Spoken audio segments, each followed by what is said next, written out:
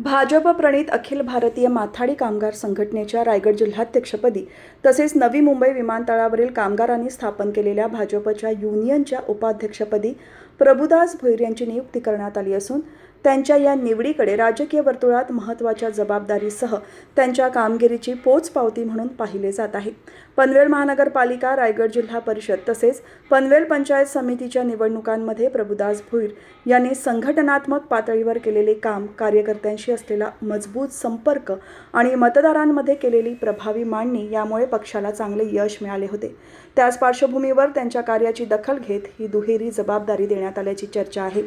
भाजपचे महाराष्ट्र प्रदेशाध्यक्ष रवींद्र चव्हाण यांच्या हस्ते नियुक्तीपत्र देण्यात आले। यावेळी प्रतिक्रिया देताना प्रभुदास भोईर यांनी वरिष्ठ नेत्यांचे आभार मानत मिळालेल्या संधीचा योग्य उपयोग करून कामगारांच्या हितासाठी अधिक जोमाने काम करणार असे सांगितले। तसेच त्यांनी लोकनेते माजी खासदार रामशेठ ठाकूर, भाजपचे प्रदेश चिटणीस आमदार प्रशांत ठाकूर आणि आमदार महेश बालदी यांचे आभार व्यक्त केले। आजचा अनुभव मी तुम्हाला बोललोच का खरंच मी आभार मानेन, आणि अनुभव आपल्याला आहे म्हणून आपल्याला जिम्मेदारी दिलेली आहे। आता जिम्मेदारी तशी भेटत नाही आणि त्याच पद्धतीने आता तुम्ही बघा, मला एक सोडून दोन पदं दिलेत आज स्वतः चव्हाण साहेबांच्या हातून दिलेले, म्हणजे महाराष्ट्राचे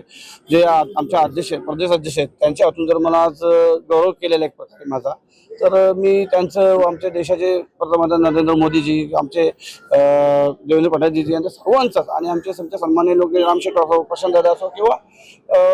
आपले महेश शेठ असो, सर्वांचाच आमच्या नेत्यांचा मी आभार मानेन। जिल्हाध्यक्ष असो, आमचे नितीन दादा असो, महापौर, सर्वांचाच मी आभार मानेन, कारण की आज त्यांचे